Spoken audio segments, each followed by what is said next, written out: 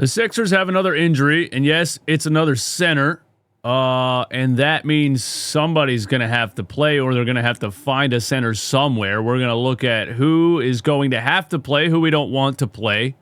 We're going to look at the Sixers G League roster, see if there's any centers there the Sixers can just grab. And Nick Nurse said something after last night's game about Jared McCain that solidified him being an idiot.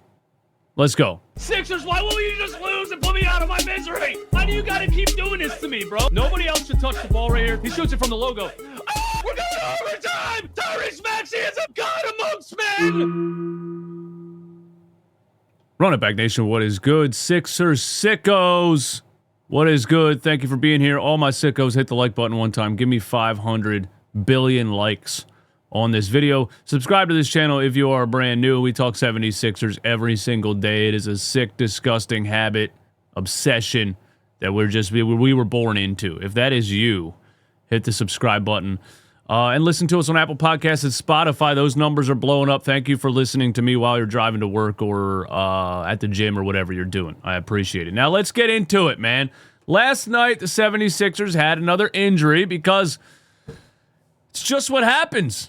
They are the Philadelphia 76 injuries. They are the Philadelphia 76 knee injuries. Let's talk about it. Andre Drummond went down last night, and this is a problem because Joel Embiid doesn't play basketball, so we're already down a center, and Andre Drummond is the backup center, and he hyperextended his knee. Let's watch the video right here if you haven't seen it, and look at what happened, all right? Here you go, man. Here you go. And the ball comes off the rim. Let me mute this so we don't get the C word on YouTube. Jumps for the board. Who's down there?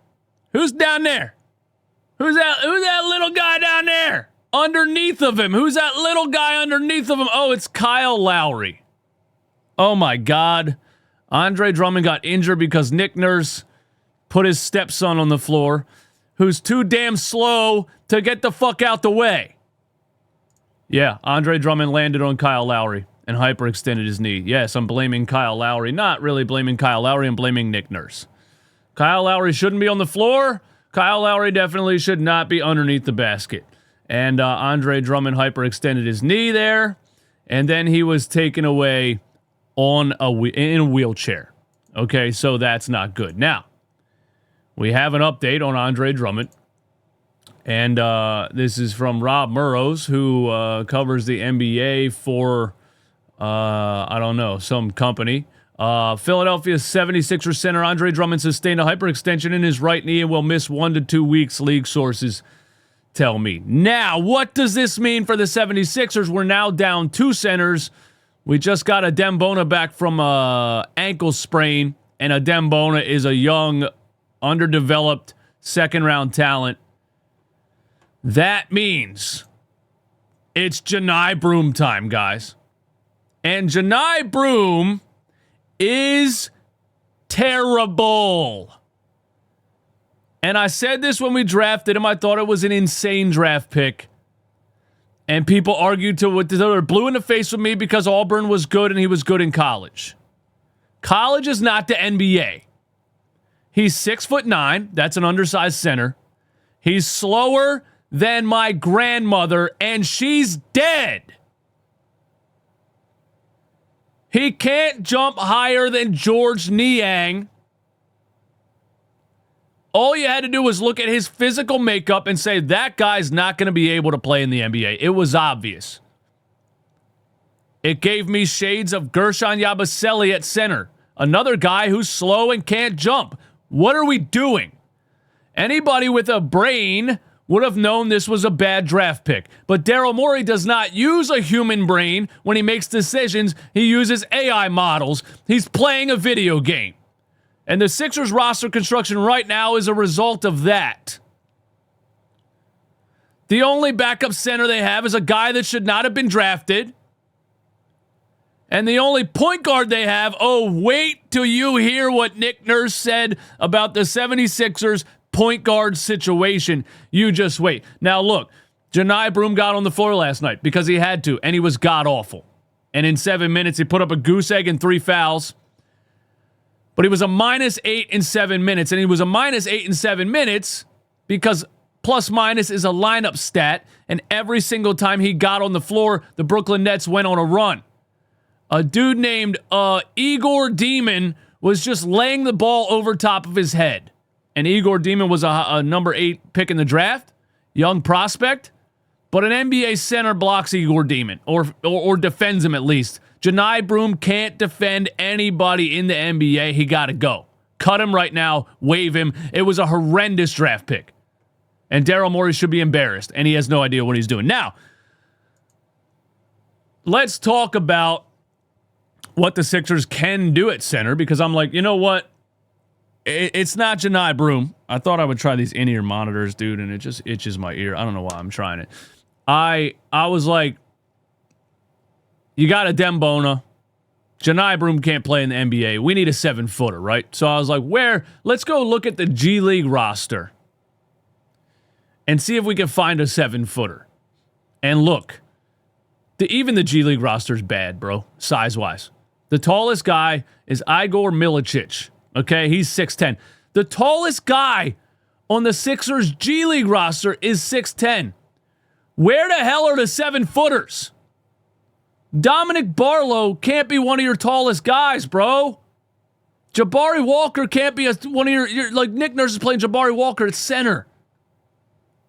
There ain't even nobody 6'11" on the G League roster. So, ChatGPT, how many 7-footers does the average NBA team and G League affiliate combined have at their disposal? The answer to that is 1.3 7-footers. The 76ers and their G League affiliate combined have 0 7-footers. Daryl Morey doesn't understand that you need size to guard the rim in the NBA. Speaking of the other roster problem, backup point guard. It's been a problem for years. The Sixers didn't address it once again. But they have Jared McCain. And I say, like I said last season, I think it's obvious that Jared McCain is a point guard. I think it's obvious that Jared McCain should be playing point guard, at least backup point guard off the bench. But every time I see him in the game,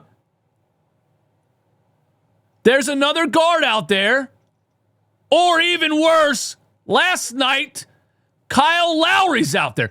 Why are you putting Jared McCain on the floor and putting Kyle Lowry out there, Nicholas Nurse? I need to know that. He also had a lineup last night of Tyrese Maxey, Jared McCain, and Kyle Lowry, bro. What are we doing? Now, let's hear what Nick Nurse had to say about this when asked about Jared McCain and the lineups and the backup point guard minutes. You guys aren't going to believe what he said, bro. You're not going to believe it. Listen. Tonight? Yeah, just getting down point guards and ball handlers. I think, VJ's obviously our backup point, and Watford's kind of our third point, and just trying to figure out how we can maneuver through the minutes that Tyrese is out, and kind of decided on that this morning. Jay's obviously our backup point, and Watford's kind of our third point. And this guy just said, first of all, your backup point guard is a 20-year-old rookie who, by the way, never played point guard. VJ Edgecombe, through high school and college, was never a point guard, and the 76ers are like, oh, that's our backup point guard. That makes sense. I don't think Tyrese Maxey's a point guard. VJ Edgecombe has never been a point guard. So I'm like, Jared McCain is obviously the backup point guard. No, Nick Nurse says it's VJ Edgecombe, but even worse, who's the third point guard? And Watford's kind of our third point. Trendon Watford. This guy just said Trendon Watford is the 76ers' third point guard. How does he not know Jared McCain is a point guard? I can't figure it out. How is he watching Jared McCain play basketball and can't figure out that he's a point guard, bro? What are you talking about, Trendon Watford? Your second point guard is a 20-year rookie who never played point guard, and your third point guard is a power forward? What the fuck are you talking about, man? Fire this guy, dude. This guy has no idea what he's doing. It's insane.